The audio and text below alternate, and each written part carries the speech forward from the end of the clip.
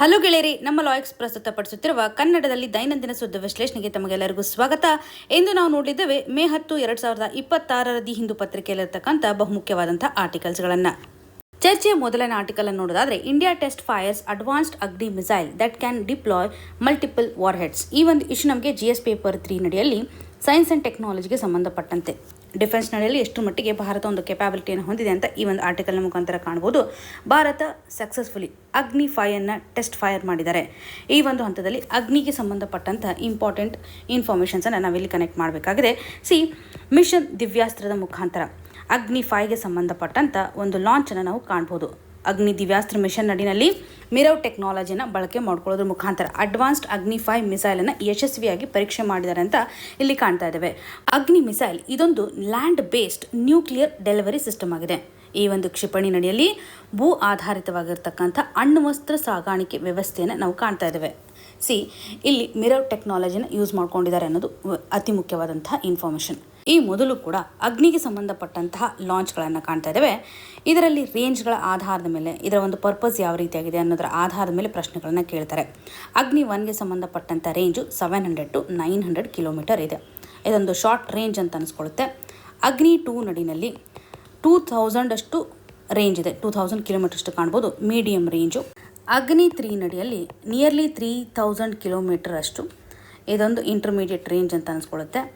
And ಅಗ್ನಿ 4ಅಲ್ಲಿ ನೋಡಿದಾಗ 3500+ kilometre ಅಷ್ಟು, ಇದೊಂದು ಅಡ್ವಾನ್ಸ್ಡ್ ಆಗಿರ್ತಕ್ಕಂಥ ಕಂಡೀಷನನ್ನು ಹೊಂದಿದೆ. ಪ್ರಸ್ತುತವಾಗಿ ಅಗ್ನಿ 5ಅಲ್ಲಿ ನೋಡೋದಾದರೆ 5000+ ಕಿಲೋಮೀಟರ್ ಅಷ್ಟು, ಇದೊಂದು ಲಾಂಗ್ ರೇಂಜ್ ಕಂಡೀಷನನ್ನು ಎನ್ಶೋರ್ ಮಾಡ್ತಾ ಇದೆ. ಮೋಸ್ಟ್ ಅಡ್ವಾನ್ಸ್ಡ್ ಮಿಸೈಲ್ ಅಂತಲೇ ಅಗ್ನಿ 5 ಅಂತ ಅನಿಸ್ಕೊಳ್ಳುತ್ತೆ. ಕ್ಲಿಯರ್ ಕೆಪಾಬಿಲಿಟಿಯನ್ನು ಹೊಂದಿರತಕ್ಕಂಥ ಈ ಒಂದು ಮಿಸೈಲ್ ಸಾಲಿಡ್ ಫ್ಯೂಯಲ್ ಮಿಸೈಲ್ ಆಗಿದೆ. ಮಿರರ್ ಟೆಕ್ನಾಲಜಿಯನ್ನು ಕೂಡ ಹೊಂದಿದೆ. ಚೈನಾದ ವಿರುದ್ಧ ಭಾರತದ ಸ್ಟ್ರಾಟಜಿಕ್ ಡಿಟರೆನ್ಸನ್ನು ಬಲಪಡಿಸ್ತಕ್ಕಂಥ ಹಂತದಲ್ಲಿ ಅತಿ ಮುಖ್ಯವಾದಂಥ ಮಿಸೈಲ್ ಅಂತ ಹೇಳ್ಬೋದು. ಮಿರರ್ ಟೆಕ್ನಾಲಜಿ ಅಂದರೆ ಮಲ್ಟಿಪಲ್ ಇಂಡಿಪೆಂಡೆಂಟ್ಲಿ ಟಾರ್ಗೆಟಬಲ್ ರೀ ಎಂಟ್ರಿ ವೆಹಿಕಲ್. ಇದರ ಒಂದು ಫುಲ್ ಫಾರ್ಮ್ನ ಆಧಾರದ ಮೇಲೂ ಸಹ ಪ್ರಶ್ನೆಗಳನ್ನು ಕೇಳ್ಬೋದು. ಸಿಂಪಲ್ ಆಗಿ ನಾವು ನೋಡೋದಾದರೆ, ಯಾವುದೇ ಒಂದು ಮಿಸೈಲ್ ಇವಾಗ ಅದರ ಒಂದು ಕೆಲಸವನ್ನು ಮಾಡ್ತಾ ಇದೆ ಅಂದರೆ ಒಂದು ಪ್ಲೇಸ್ ಮೇಲೆ ಟಾರ್ಗೆಟನ್ನು ಮಾಡುತ್ತೆ. ಒಂದು ಮಿಸೈಲ್ ಒಂದು ರೀತಿಯಂಥ ಟಾರ್ಗೆಟನ್ನು ಮಾಡುತ್ತೆ. ಇವಾಗ ಮಲ್ಟಿಪಲ್ ಇಂಡಿಪೆಂಡೆಂಟ್ಲಿ ಟಾರ್ಗೆಟಬಲ್ ರೀ ಎಂಟ್ರಿ ವೆಹಿಕಲ್ ಅಂತಂದರೆ ಒಂದು ಮಿಸೈಲ್ ಮೆನಿ ಟಾರ್ಗೆಟ್ಸನ್ನು ಮಾಡ್ತಕ್ಕಂಥ ಒಂದು ಸ್ಥಿತಿಗತಿ. ಇಲ್ಲಿ ಒಂದೇ ಒಂದು ಮಿಸೈಲ್ ಅನೇಕ ಟಾರ್ಗೆಟ್ಗಳನ್ನು ಮಾಡ್ತಾ ಇದೆ. ಈ ಒಂದು ಟೆಕ್ನಾಲಜಿ ಒಂದು ಮಿಸೈಲಲ್ಲಿ ಸಾಕಷ್ಟು ವಾರ್ ಹೆಡ್ಗಳನ್ನು ಕ್ಯಾರಿ ಮಾಡ್ತಕ್ಕಂಥ ಕೆಪಾಸಿಟಿಯನ್ನು ಹೊಂದಿರುತ್ತೆ. ಹೀಗಾಗಿ ಬೇರೆ ಬೇರೆ ದಿಕ್ಕಿನಲ್ಲೂ ಸಹ ಈಸಿಯಾಗಿ ನಾವು ಟಾರ್ಗೆಟನ್ನು ಮಾಡ್ಬೋದು.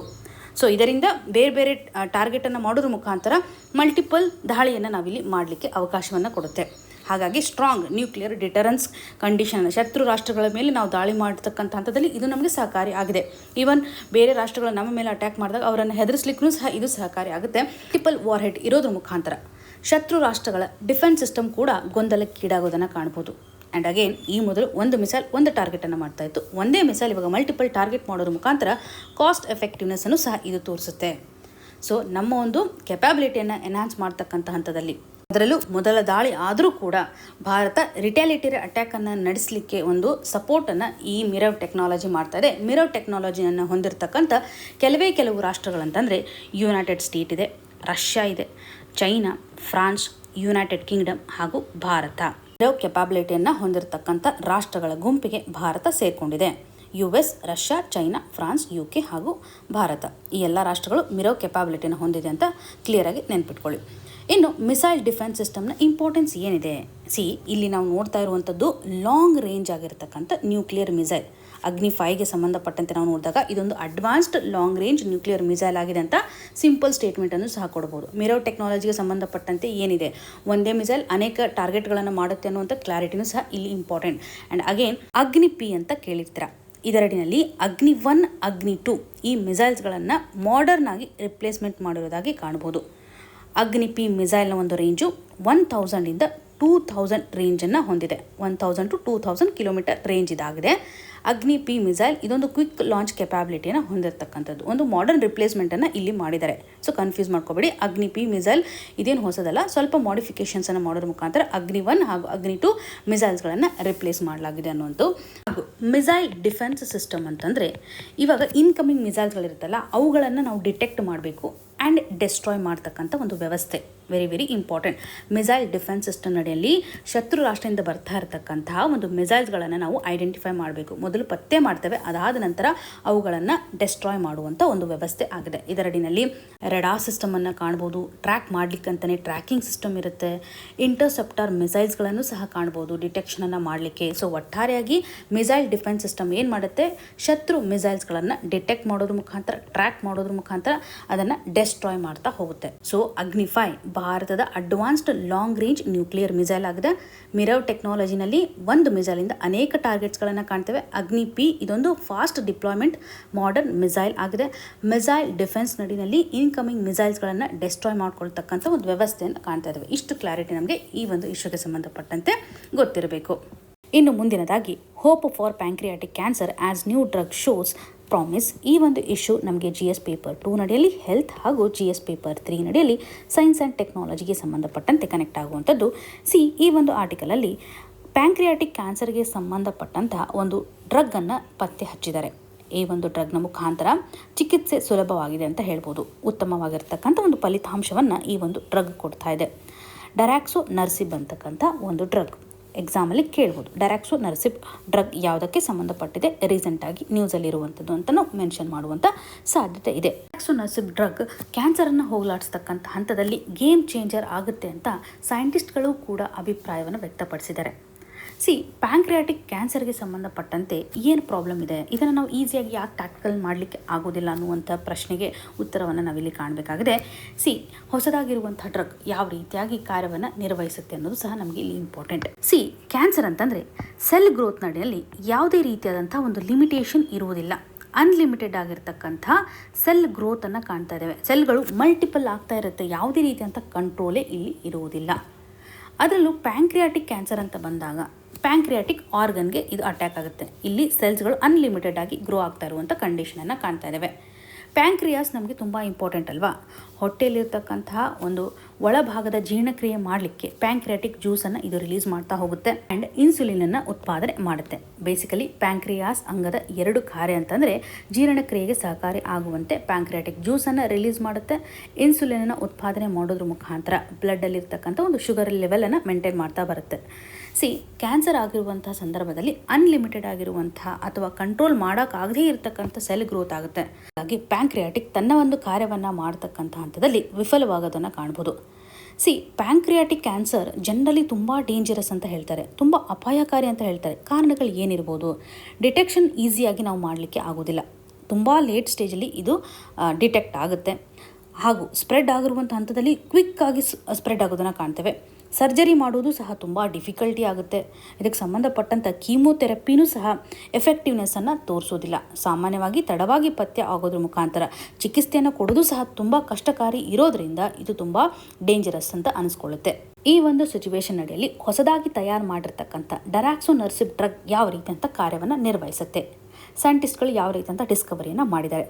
Pancreatic cancer generally gene mutation ಆಧಾರದ ಮೇಲೆ ಆಗೋದನ್ನು ಕಾಣ್ಬೋದು. ಜೀನ್ ಮ್ಯೂಟೇಷನ್ ಅಂತ ಬಂದಾಗ ಒಂದು ನಾರ್ಮಲ್ DNA ಸ್ಟ್ರಕ್ಚರ್ ನಡೆಯಲ್ಲಿ ಸಾಕಷ್ಟು ಜೀನ್ಸ್ಗಳನ್ನು ಕಾಣ್ತೇವಲ್ವಾ.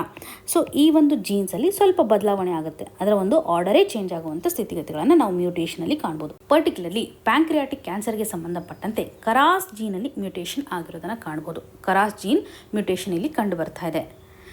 ಯಾವ ರೀತಿ ಅಂತ ವರ್ಕ್ ಆಗುತ್ತೆ?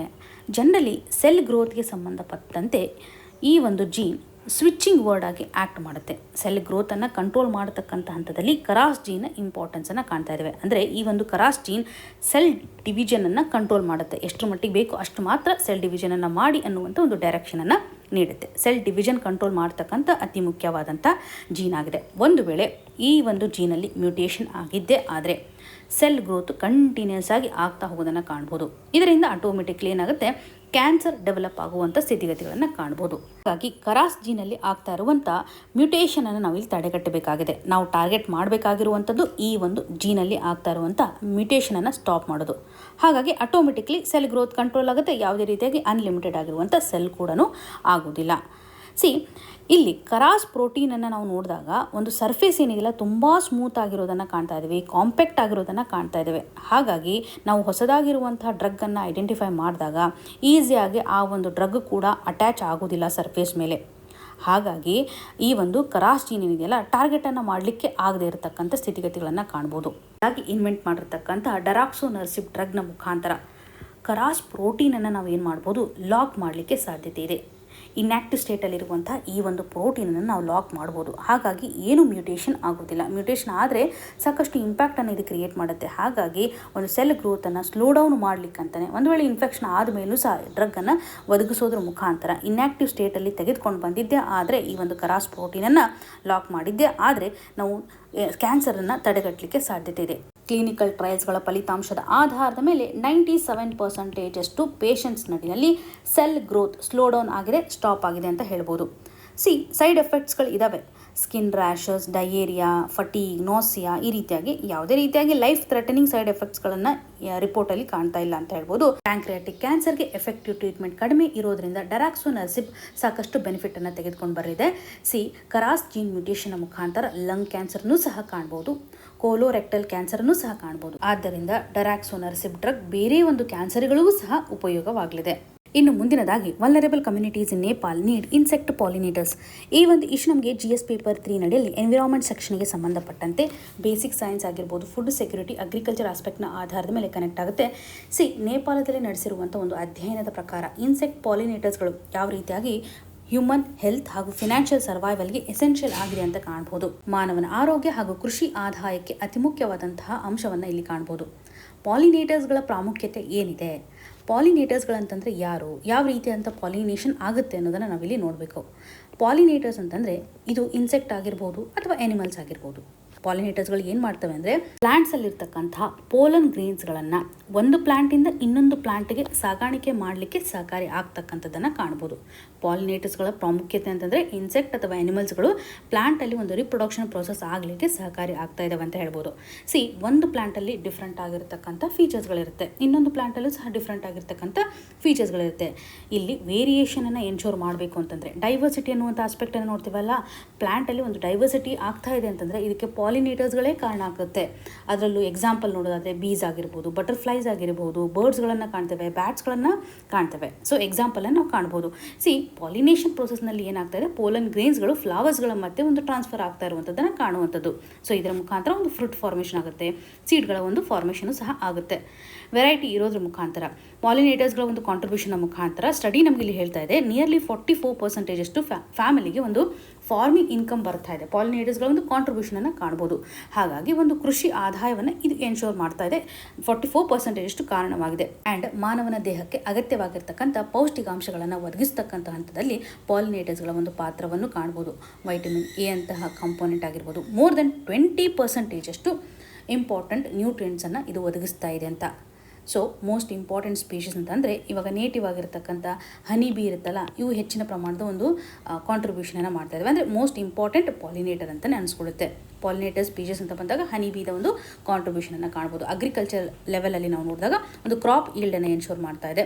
ಫ್ರೂಟ್ ಕ್ವಾಲಿಟಿಯನ್ನು ಸಹ ಎನ್ಶೋರ್ ಮಾಡ್ತಕ್ಕಂಥ ಹಂತದಲ್ಲಿ ಡೈವರ್ಸಿಟಿಯನ್ನು ತೆಗೆದುಕೊಂಡು ಬರೋದ್ರ ಮುಖಾಂತರ ಒಂದು ಎಕೋಸಿಸ್ಟಮ್ಗೆ ಸಪೋರ್ಟನ್ನು ಒದಗಿಸ್ತಾ ಇದೆ. ಇದರಿಂದ ಒಂದು ಬ್ಯಾಲೆನ್ಸು ಸಹ ಎಕೋಸಿಸ್ಟಮಲ್ಲಿ ಕ್ರಿಯೇಟ್ ಆಗುತ್ತೆ. ವೆರೈಟಿ ಆಫ್ ಫ್ರೂಟ್ಸ್, ನಟ್ಸ್, ವೆಜಿಟೇಬಲ್ಸ್ಗಳನ್ನು ಸಹ ನಾವು ಕಾಣ್ಬೋದು. ಆರ್ಥಿಕವಾಗಿಯೂ ಸಹ ಫಾರ್ಮರ್ಸ್ಗಳಿಗೆ ಇದು ಇನ್ಕಮನ್ನು ತೆಗೆದುಕೊಂಡು ಬರುತ್ತೆ. ಪಾಲಿನೇಟರ್ಸ್ಗೆ ಸಂಬಂಧಪಟ್ಟಂಥ ಅಪಾಯಗಳು ಏನಂತಂದರೆ ಪೆಸ್ಟಿಸೈಡ್ಸ್ಗಳನ್ನು ಹೆಚ್ಚು ಯೂಸ್ ಮಾಡೋದ್ರ ಮುಖಾಂತರ, ಹಾರ್ಶ್ ಆಗಿರ್ತಕ್ಕಂಥ ಕೆಮಿಕಲ್ಸ್ಗಳನ್ನು ಪ್ಲಾಂಟ್ಸಲ್ಲಿ ಯೂಸ್ ಮಾಡೋದ್ರ ಮುಖಾಂತರ ಬೀ ಪಾಪ್ಯುಲೇಷನ್ ಮೇಲೆ ಇದು ಇಂಪ್ಯಾಕ್ಟನ್ನು ಕ್ರಿಯೇಟ್ ಮಾಡುತ್ತೆ. ಅಗೇನ್ ಕ್ಲೈಮೇಟ್ ಚೇಂಜ್ನಿಂದನೂ ಕೂಡ ಫ್ಲವರಿಂಗ್ ಸೈಕಲ್ಸಲ್ಲಿ ಬದಲಾವಣೆ ಆಗೋದ್ರ ಮುಖಾಂತರ, ಟೆಂಪ್ರೇಚರ್ ಚೇಂಜಸ್ನ ಮುಖಾಂತರ ಆಟೋಮೆಟಿಕ್ಲಿ ಚೇಂಜಸ್ ಆಗುತ್ತೆ. ಇದು ಕೂಡ ಪಾಲಿನೇಟರ್ಸ್ಗೆ ಇಂಪ್ಯಾಕ್ಟನ್ನು ಕ್ರಿಯೇಟ್ ಮಾಡುತ್ತೆ. ಸಮ್ ಟೈಮ್ ಇವಾಗ ಫಾರೆಸ್ಟ್ ಲಾಸ್ ಆಗಿದ್ದೇ ಆದರೆ ಹ್ಯಾಬಿಟೈಟ್ ಲಾಸ್ ಆಗುತ್ತಲ್ವ, ಈ ಒಂದು ಹಂತದಲ್ಲಿ ಪಾಲಿನೇಟರ್ಸ್ಗಳು ಸಹ ಡಿಸಪಿಯರ್ ಆಗುವಂಥ ಸಾಧ್ಯತೆ ಇದೆ. ಪೊಲ್ಯೂಷನ್ನ ಮುಖಾಂತರ ಏರ್ ಪೊಲ್ಯೂಷನ್ ಜಾಸ್ತಿ ಇದ್ದರೂ ಕೂಡ ಪಾಲಿನೇಷನ್ಗೆ ಇದು ಅಫೆಕ್ಟನ್ನು ಕ್ರಿಯೇಟ್ ಮಾಡುತ್ತೆ. Pollution aspect, habitat loss, climate change ಹಾಗೂ ಪೆಸ್ಟಿಸೈಡ್ಸ್ಗಳ ಮುಖಾಂತರ ಪಾಲಿನೇಟರ್ಸ್ಗೆ ಸಂಬಂಧಪಟ್ಟಂಥ ಒಂದು ಅಪಾಯವನ್ನು ಕಾಣಬಹುದು. ಹಾಗಾಗಿ ಪೆಸ್ಟಿಸೈಡ್ಸ್ಗಳನ್ನು ಬಳಕೆ ಮಾಡೋದನ್ನು ರೆಡ್ಯೂಸ್ ಮಾಡ್ತಾ ಬರಬೇಕು. ನ್ಯಾಚುರಲ್ ಹ್ಯಾಬಿಟೈಟನ್ನು ಸಂರಕ್ಷಣೆ ಮಾಡೋದ್ರ ಮುಖಾಂತರ, ಆರ್ಗ್ಯಾನಿಕ್ ಫಾರ್ಮಿಂಗನ್ನು ಪ್ರಮೋಟ್ ಮಾಡೋದ್ರ ಮುಖಾಂತರ, ಬೀ ಕೀಪಿಂಗನ್ನು ಸಹ ಸಪೋರ್ಟ್ ಮಾಡೋದ್ರ ಮುಖಾಂತರ ಕೆಲವು ಕನ್ಸರ್ವೇಷನ್ ಮೇಜರ್ಸನ್ನು ನಾವು ತೆಗೆದುಕೊಳ್ಬೇಕಾಗಿದೆ. ಇನ್ನು ಮುಂದಿನದಾಗಿ why is hantavirus drawing global attention. ಈ ಒಂದು ಇಶ್ಯೂ ನಮಗೆ GS ಪೇಪರ್ 2 ನಡೆಯಲ್ಲಿ ಹೆಲ್ತ್ ಆಸ್ಪೆಕ್ಟ್, GS ಪೇಪರ್ 3 ನಡೆಯಲ್ಲಿ ಸೈನ್ಸ್ ಆ್ಯಂಡ್ ಟೆಕ್ನಾಲಜಿಗೆ ಸಂಬಂಧಪಟ್ಟಂತೆ ಕನೆಕ್ಟ್ ಮಾಡ್ಬೋದು. ಈ ಒಂದು ಆರ್ಟಿಕಲಲ್ಲಿ ಹಂಟಾ ವೈರಸ್ಗೆ ಸಂಬಂಧಪಟ್ಟಂಥ ಮಾಹಿತಿಯನ್ನು, ರೀಸೆಂಟಾಗಿ ಆಗಿರುವಂಥ ಒಂದು ಔಟ್ ಬ್ರೇಕನ್ನು ಲಿಂಕ್ ಮಾಡೋದ್ರ ಮುಖಾಂತರ ಹಂಟಾ ವೈರಸ್ ಗ್ಲೋಬಲ್ ಲೆವೆಲಲ್ಲಿ ಒಂದು ಅಟೆನ್ಷನನ್ನು ಗೇನ್ ಮಾಡ್ತಾ ಇದೆ. ಇತ್ತೀಚೆಗೆ ಒಂದು ಕ್ರೂಸ್ ಶಿಪ್ ನಡಿನಲ್ಲಿ ಹಂಟಾ ವೈರಸ್ಗಳ ಒಂದು ಔಟ್ ಬ್ರೇಕನ್ನು ಕಾಣ್ತಾ ಇದ್ದಾವೆ. ಈ ಒಂದು ವರದಿಯಿಂದಾಗಿ ಜಾಗತಿಕವಾಗಿರತಕ್ಕಂಥ ಒಂದು ಗಮನವನ್ನು ಇದು ಸೆಳೆದಿದೆ ಅಂತಲೇ ಕಾಣ್ಬೋದು. ಇಲ್ಲಿ ಹಂಟಾ ವೈರಸ್ಸಿಂದ ಸಾಕಷ್ಟು ಜನರಿಗೆ ಇನ್ಫೆಕ್ಷನ್ ಆಗಿದೆ, ಇದರಿಂದ ಡೆತ್ಗಳು ಆಗಿದ್ದಾವೆ ಅಂತ ಕಾಣ್ತಾ ಇದ್ದಾವೆ. ಹಂಟಾ ವೈರಸ್ ಏನಿದೆಯಲ್ಲ, ಇದೊಂದು ವೈರಸ್ ಅಂತ ನಿಮ್ಗೆ ಕ್ಲಿಯರ್ ಆಗಿ ಗೊತ್ತಾಗುತ್ತೆ, ನೇಮ್ನ ಮುಖಾಂತರ ಗೊತ್ತಾಗುತ್ತೆ ಇದೊಂದು ವೈರಲ್ ಇನ್ಫೆಕ್ಷನ್ ಅಂತ. ಹಂಟಾ ವೈರಸ್ ಮೇನ್ಲಿ ರೊಡೆಂಟ್ಸ್ಗಳ ಮುಖಾಂತರ ಸ್ಪ್ರೆಡ್ ಆಗುತ್ತೆ. ರೊಡೆಂಟ್ಸ್ ನಡಿಯಲ್ಲಿ ರ್ಯಾಟ್ಸ್ಗಳನ್ನು ಕಾಣ್ಬೋದು ಹಾಗೂ ಮೈಸ್ಗಳನ್ನು ಸಹ ಕಾಣ್ಬೋದು. ಯಾವಾಗ ಮನುಷ್ಯ ರೊಡೆಂಟ್ಸ್ಗೆ ಸಂಬಂಧಪಟ್ಟಂಥ ಯೂರಿನ್ ಆಗಿರ್ಬೋದು, ಸಲೈವ ಆಗಿರ್ಬೋದು, ಡ್ರಾಪಿಂಗ್ಸ್ಗಳ ಮುಖಾಂತರ ಕಾಂಟ್ಯಾಕ್ಟನ್ನು ಬೆಳೆಸ್ಕೊತಾನೆ, ಎಸ್ಪೆಷಲಿ ಒಂದು ಕಂಟ್ಯಾಮಿನೇಟೆಡ್ ಏರಿಯಾದಲ್ಲಿ ಮನುಷ್ಯ ಇದ್ದಾಗ ಆಟೋಮೆಟಿಕಲಿ ಹಂಟಾ ವೈರಸ್ನ ಇನ್ಫೆಕ್ಷನ್ ಆಗುತ್ತೆ. ರೊಡೆಂಟ್ಸ್ಗಳು ವೈರಸ್ಸನ್ನು ಕ್ಯಾರಿ ಮಾಡ್ತಕ್ಕಂಥ ಹಂತದಲ್ಲಿ ಇವುಗಳಿಗೆ ಸಂಬಂಧಪಟ್ಟಂಥ ಯೂರಿನ್ ಆಗಿರ್ಬೋದು, ಡ್ರಾಪಿಂಗ್ಸ್ ಆಗಿರ್ಬೋದು, ಈ ಎಲ್ಲ ಪಾರ್ಟಿಕಲ್ಸ್ಗಳು ಏನಾದರೂ ಇದ್ದಾಗ ಮನುಷ್ಯ ಇದನ್ನು ಇನ್ಹೇಲ್ ಮಾಡಿದ್ದೇ ಆದರೆ ಈ ಒಂದು ಹಂತದಲ್ಲೂ ಸಹ ಸೋಂಕು ಹರಡಿಬಿಡುತ್ತೆ. ಇವಾಗ ಕ್ಲೋಸ್ ರೂಮ್ ಇರುತ್ತೆ, ವೇರ್ ಹೌಸ್ಗಳಿರುತ್ತೆ, ಫಾರ್ಮ್ಸ್ಗಳಿರುತ್ತೆ, ಓಲ್ಡ್ ಬಿಲ್ಡಿಂಗ್ಸ್ ಇರುತ್ತೆ, ಇಲ್ಲಿ ಏನಾದರೂ ಡಸ್ಟ್ ಪಾರ್ಟಿಕಲ್ ಇದ್ದೇ ಇರುತ್ತಲ್ಲ, ಈ ಒಂದು ಸಿಚುವೇಷನಲ್ಲಿ ಏನಾದರೂ ಮನುಷ್ಯ ಇನ್ಹೇಲ್ ಮಾಡಿದ್ದೇ ಆದರೆ ಇನ್ಫೆಕ್ಷನಿಂದ ಬಳಲಬೇಕಾಗುತ್ತೆ. WHO ಸಹ ರೆಕಗ್ನೈಸ್ ಮಾಡಿರೋ ಪ್ರಕಾರ ಹಂಟಾ ವೈರಸ್ ಯಾವುದೇ ರೀತಿಯಾಗಿ ಪ್ಯಾಂಡಮಿಕ್ಕನ್ನು ಕ್ರಿಯೇಟ್ ಮಾಡೋದಿಲ್ಲ. ಇವಾಗ COVID-19 ಆಗಿರ್ಬೋದು, ಇನ್ಫ್ಲುಯೆನ್ಸಾ ಆಗಿರ್ಬೋದು, ಇದರಿಂದ ಸಾಕಷ್ಟು ಇಂಪ್ಯಾಕ್ಟನ್ನು ನಾವು ನೋಡ್ತಾ ಇದ್ವಿ. ಈ ಒಂದು ಹಂತದಲ್ಲಿ ಕೋವಿಡ್ನ ಥರ ಇಲ್ಲೇನು ಹರಡೋದಿಲ್ಲ, ಆದರೂ ಕೂಡ ಕೆಲವೊಂದಿಷ್ಟು ಏರಿಯಾದಲ್ಲಿ ಹ್ಯೂಮನ್ ಟು ಹ್ಯೂಮನ್ ಟ್ರಾನ್ಸ್ಮಿಷನ್ ಆಗ್ತಾ ಇರುವಂಥ ಎಕ್ಸಾಂಪಲನ್ನು ಸಹ ಕಾಣ್ಬೋದು ಅಂತ WHO ರಿಕಗ್ನೈಸ್ ಮಾಡಿದೆ, ಎಸ್ಪೆಷಲಿ ಸೌತ್ ಆಫ್ರಿಕಾದಲ್ಲಿರುವಂಥ ಒಂದು ಸ್ಟ್ರೇನ್ಗೆ ಸಂಬಂಧಪಟ್ಟಂತೆ. ಆ್ಯಂಡ್ ಇನ್ಫೆಕ್ಷನ್ ಆದಮೇಲೆ ಯಾವ ರೀತಿಯಾದಂಥ ಸಿಂಪ್ಟಮ್ಸ್ಗಳು ಇರ್ತವೆ? ಮೊದಲ ಹಂತದಲ್ಲಿ ಅಂದರೆ ಅರ್ಲಿ ಸ್ಟೇಜಲ್ಲಿ ಫಿಯರ್ ಇರುತ್ತೆ, ಹೆಡೇಕ್, ಮಸಲ್ ಪೇನ್, ಫಟೀಗ್, ನಾಶಿಯಾ ಈ ರೀತಿಯಾದಂಥ ಕಂಡೀಷನ್ಸ್ಗಳನ್ನ ಕಾಣ್ಬೋದು. ಸಿವಿಯರ್ ಸಿಂಪ್ಟಮ್ಸ್ ನಡೆಯಲ್ಲಿ ಬ್ರೀದಿಂಗ್ ಡಿಫಿಕಲ್ಟಿಯನ್ನು ಫೇಸ್ ಮಾಡಬೇಕಾಗುತ್ತೆ, ಉಸಿರಾಟಕ್ಕೆ ಸಂಬಂಧಪಟ್ಟಂಥ ಒಂದು ತೊಂದರೆ ಇರುತ್ತೆ, ಚೆಸ್ಟ್ ಟೈಟ್ನೆಸ್ ಆ್ಯಂಡ್ ಲಂಗ್ಸ್ ನಡೆಯಲ್ಲಿ ದ್ರವ ಸಂಗ್ರಹಣೆ ಆಗ್ತಾ ಹೋಗುತ್ತೆ, ಫ್ಲೂಯಿಡ್ ಫಿಲ್ಲಪ್ ಆಗ್ತಾ ಹೋಗುತ್ತೆ. ಸಮ್ ಕೇಸಸ್ನಲ್ಲಿ ಕಿಡ್ನಿ ಮೇಲೆ ಇಂಪ್ಯಾಕ್ಟ್, ಬ್ಲಡ್ ವೆಸಲ್ಸ್ ಮೇಲೂ ಸಹ ಇಂಪ್ಯಾಕ್ಟ್ ಆಗೋದನ್ನು ಕಾಣ್ಬೋದು. ಈ ಒಂದು ಡಿಸೀಸ್ನಿಂದಾಗಿ ಪಲ್ಮೊನರಿ ಸಿಂಡ್ರೋಮ್ ಕ್ರಿಯೇಟ್ ಆಗುತ್ತೆ. ಪ್ಯಾರಲಲಿ ಹಂಟಾ ವೈರಸ್ನಿಂದಾಗಿ ಹಂಟಾ ವೈರಸ್ ಪಲ್ಮೊನರಿ ಸಿಂಡ್ರೋಮನ್ನು ನಾವು ಫೇಸ್ ಮಾಡಬೇಕಾಗುತ್ತೆ, ಲಂಗ್ ಇನ್ಫೆಕ್ಷನ್ಗೆ ಸಂಬಂಧಪಟ್ಟಂತೆ. ಆ್ಯಂಡ್ ಕಿಡ್ನಿಗೆ ಸಂಬಂಧಪಟ್ಟಂತೆ ರೀನಲ್ ಸಿಂಡ್ರೋಮನ್ನು ನಾವು ಫೇಸ್ ಮಾಡಬೇಕಾಗಿದೆ. ಈ ಒಂದು ಇನ್ಫೆಕ್ಷನ್ ಯಾರಿಗೆ ರಿಸ್ಕನ್ನು ಕ್ರಿಯೇಟ್ ಮಾಡುತ್ತೆ? ರೈತರಿಗೆ ರಿಸ್ಕನ್ನು ಕ್ರಿಯೇಟ್ ಮಾಡ್ಬೋದು. ಅರಣ್ಯದಲ್ಲಿ ವರ್ಕ್ ಮಾಡ್ತಕ್ಕಂಥವ್ರಿಗೆ, ಫಾರೆಸ್ಟ್ ವರ್ಕರ್ಸ್ಗಳು ಇರ್ತಾರಲ್ಲ, ಅವ್ರಿಗೂ ಸಹ ಒಂದು ರಿಸ್ಕನ್ನು ಕ್ರಿಯೇಟ್ ಮಾಡುತ್ತೆ. ಕನ್ಸ್ಟ್ರಕ್ಷನ್ ವರ್ಕರ್ಸ್ಗಳಾಗಿರ್ಬೋದು, ಯಾರು ಜನರಲಿ ಒಂದು ಕ್ಲೀನಿಂಗ್ ವರ್ಕಲ್ಲಿ ಇನ್ವಾಲ್ವ್ ಆಗಿರ್ತಾರಲ್ಲ, ಅವ್ರಿಗೂ ಸಹ ಹೆಚ್ಚಿನ ಪ್ರಮಾಣದಲ್ಲಿ ಒಂದು ರಿಸ್ಕನ್ನು ಕ್ರಿಯೇಟ್ ಮಾಡ್ಬೋದು. ರೋಡೆಂಟ್ಗಳು ಇರ್ತಕ್ಕಂಥ ಒಂದು ಏರಿಯಾದಲ್ಲಿ ತುಂಬ ಹುಷಾರಾಗಿರಬೇಕು, ಇದು ಅಪಾಯಕಾರಿಯನ್ನು ಕ್ರಿಯೇಟ್ ಮಾಡ್ಬೋದು ಅನ್ನುವಂಥ ಕ್ಲಾರಿಟಿಯನ್ನು ಕಾಣ್ಬೋದು. ಇದಕ್ಕೆ ಸಂಬಂಧಪಟ್ಟಂತೆ ಏನಾದರೂ ಟ್ರೀಟ್ಮೆಂಟ್ ಇದೆನಾ ಅನ್ನೋದಾದರೆ, ಪ್ರೆಸೆಂಟ್ಲಿ ನಾವು ನೋಡೋದಾದರೆ ಯಾವುದೇ ರೀತಿಯಾಗಿ ಆ್ಯಂಟಿ ವೈರಲ್ ಕ್ಯೂರನ್ನು ನಾವು ಕಾಣ್ತಾ ಇಲ್ಲ. ಈ ಒಂದು ವೈರಸ್ಗೆ ಆ್ಯಂಟಿ ವೈರಲ್ ರಿಲೇಟೆಡ್ ಇರುವಂಥ ಡ್ರಗ್ಸನ್ನು ಕಾಣ್ತಾ ಇಲ್ಲ, ಹಾಗೂ ಯಾವುದೇ ರೀತಿಯಾಗಿ ವ್ಯಾಕ್ಸಿನೂ ಸಹ ನಾವು ಕಾಣ್ತಾ ಇಲ್ಲ, ಯಾವುದೂ ಅಪ್ರೂವ್ಡ್ ಆಗಿರ್ತಕ್ಕಂಥ ವ್ಯಾಕ್ಸಿನನ್ನು ಕಾಣ್ತಾ ಇಲ್ಲ. ಈಗಾಗಲೇ ಒಂದು ಸ್ಪೆಸಿಫಿಕ್ ಆಗಿರ್ತಕ್ಕಂಥ ಮೆಡಿಸಿನ್ ಇಲ್ಲ, ಅಪ್ರೂವ್ಡ್ ಆಗಿರ್ತಕ್ಕಂಥ ವ್ಯಾಕ್ಸಿನ್ ಕೂಡ ಇಲ್ಲ. ಈ ಒಂದು ಹಂತದಲ್ಲಿ ಟ್ರೀಟ್ಮೆಂಟ್ ಯಾವ ರೀತಿಯಾಗಿದೆ ಅನ್ನೋದಾದರೆ, ಆಕ್ಸಿಜನ್ ಸಪೋರ್ಟನ್ನು ಒದಗಿಸ್ತಾರೆ, ಫ್ಲೂಯಿಡ್ ಯಾವ ರೀತಿಯಾಗಿ ಚೇಂಜಸ್ ಆಗುತ್ತಲ್ಲ ಬಾಡಿನಲ್ಲಿ, ಇದನ್ನು ಮ್ಯಾನೇಜ್ ಮಾಡ್ತಾ ಬರ್ತಾರೆ, ಇಂಟೆನ್ಸಿವ್ ಆಗಿರ್ತಕ್ಕಂಥ ಒಂದು ಕೇರನ್ನು ಒದಗಿಸ್ತಾ ಇರ್ತಾರೆ. ಇಲ್ಲಿ ಸರ್ವೈವಲ್ ಚಾನ್ಸಸ್ಸು ತುಂಬ ಕಡಿಮೆ ಇರುತ್ತೆ, ಆದರೂ ಕೂಡ ಒಂದು ಪ್ರಿವೆನ್ಷನ್ ಇಂಪಾರ್ಟೆಂಟು ಅಂತ ಆರ್ಟಿಕಲಲ್ಲಿ ಹೈಲೈಟ್ ಮಾಡ್ತಾ ಇದ್ದಾರೆ. ತಡೆಗಟ್ಟುವುದು ತುಂಬ ಇಂಪಾರ್ಟೆಂಟ್. ಇಲ್ಲಿ ಒಂದು ಕ್ಲೀನ್ನೆಸ್ಸನ್ನು ಮೇಂಟೈನ್ ಮಾಡೋದ್ರ ಮುಖಾಂತರ, ರೊಡೆಂಟ್ಗಳನ್ನು ಕಂಟ್ರೋಲ್ ಮಾಡೋದ್ರ ಮುಖಾಂತರ, ಒಂದು ಕಂಟ್ಯಾಮಿನೇಟೆಡ್ ಡಸ್ಟ್ ಇರುತ್ತಲ್ಲ ಇದನ್ನು ಅವಾಯ್ಡ್ ಮಾಡೋದ್ರ ಮುಖಾಂತರ, ಪ್ರಾಪರ್ ಆಗಿರುವಂಥ ಸ್ಯಾನಿಟೇಷನ್ ಮಾಡೋದ್ರ ಮುಖಾಂತರ ಈ ಒಂದು ಡಿಸೀಸಿಂದ ಆಗ್ತಾ ಇರುವಂಥ ಇನ್ಫೆಕ್ಷನನ್ನು ಅಥವಾ ಫೇಟಲ್ ಕಂಡೀಷನ್ನು ಸಹ ಇಲ್ಲಿ ನಾವು ತಡೆಗಟ್ಟಬಹುದು. ಈ ಒಂದು ಇನ್ಫೆಕ್ಷನ್ ಝೂನೋಟಿಕ್ ಡಿಸೀಸ್ ಅಂತ ಅನಿಸ್ಕೊಳ್ಳುತ್ತೆ. ಹಾಗಿದ್ರೆ ಝೂನೋಟಿಕ್ ಡಿಸೀಸ್ ಅಂತಂದರೆ ಏನು? ಸಿಂಪಲ್ ಡೆಫಿನೇಷನ್ ಇದೆ, ಕಮೆಂಟಲ್ಲಿ ಮೆನ್ಷನ್ ಮಾಡಿ. ಇವತ್ತು ಡಿಸ್ಕಸ್ ಮಾಡಿರ್ತಕ್ಕಂಥ ಆರ್ಟಿಕಲ್ಸ್ಗಳು ನಿಮಗೆ ನೀಟಾಗಿ ಅರ್ಥ ಆಗಿದೆ ಅಂತ ಭಾವಿಸ್ತಾ ಇದ್ದೀನಿ. ನಿಮ್ಗೆ ಏನೇ ಕನ್ಸರ್ನ್ ಇದ್ರೂ ಕೂಡ ಕಮೆಂಟ್ನ ಮುಖಾಂತರ ತಿಳಿಸಿಕೊಡಿ ಅಂತ ಹೇಳ್ತಾ, ಆಲ್ ದ ವೆರಿ ಬೆಸ್ಟ್. ಧನ್ಯವಾದಗಳು.